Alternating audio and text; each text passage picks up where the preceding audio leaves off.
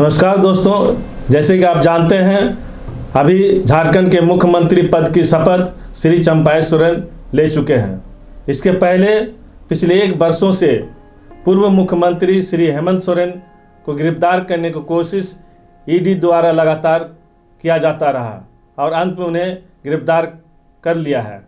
ऐसी स्थिति में पूरे झारखंड में सियासी हलचल मच गई। इसके बाद प्रश्न उठा कि अगला मुख्यमंत्री कौन बनेगा। विधायक दल की बैठक हुई और बैठक के बाद झारखंड क्षेत्र के सरायकेला विधानसभा क्षेत्र के जो विधायक रहे श्री चंपाई सोरेन, उन्हें विधायक दल का नेता चुना और वह मुख्यमंत्री बन गए। जैसे कि आप जानते हैं चंपाई सोरेन पहले भी हेमंत सोरेन सरकार में परिवहन और कल्याण मंत्री रह चुके हैं। उनकी गिनती हमेशा ईमानदार नेताओं में की जाती रही है। उन्हें झारखंड का टाइगर भी कहा जाता रहा है। चंपाई सोरेन का जन्म सरायकेला के जिलिंगगोड़ा में 1956 में सैमुअल सोरेन और माधव सोरेन के घर हुआ। अपने 3 भाइयों और 1 बहन में वे सबसे बड़े हैं। शैक्षणिक योग्यता की बात करें तो वे मैट्रिक पास हैं।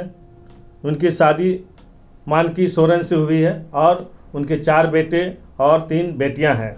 दोस्तों, जैसे कि आप जानते हैं बिहार से झारखंड राज्य को अलग बनाने के लिए काफ़ी संघर्ष हुआ।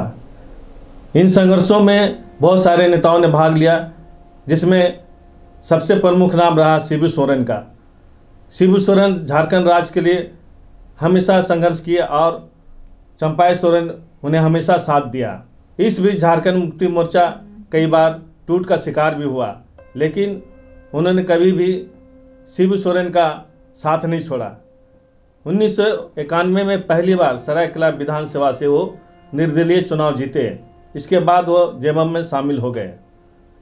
सन 2000 में उन्हें एक बार हार का सामना करना पड़ा, लेकिन 2005 के बाद वह लगातार चुनाव जीतते आ रहे हैं। इस तरह वह कुल 5 बार चुनाव विधानसभा का जीत चुके हैं।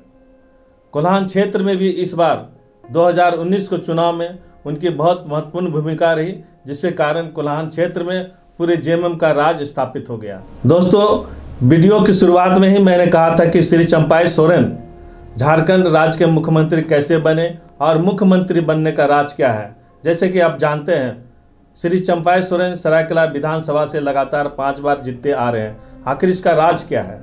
इसका महत्वपूर्ण राज ये है कि वह लगातार पब्लिक रिलेशन में रहा है, लोगों के दुख सुख में हमेशा साथ देते रहे हैं। कोरोना काल में भी बहुत सारे ऐसे झारखंड के लोग थे जो दूसरे राज्य में फंस चुके थे। वह सोशल मीडिया के माध्यम से संपर्क करके बाहर से मजदूरों को अपने राज्य में बुलाया और इसके लिए उन्होंने हर संभव कोशिश की। इसके अलावा वह हमेशा झारखंड के लोगों का और ख़ासकर अपने विधानसभा के लोगों का व्यक्तिगत समस्याओं का भी समाधान करते रहते हैं।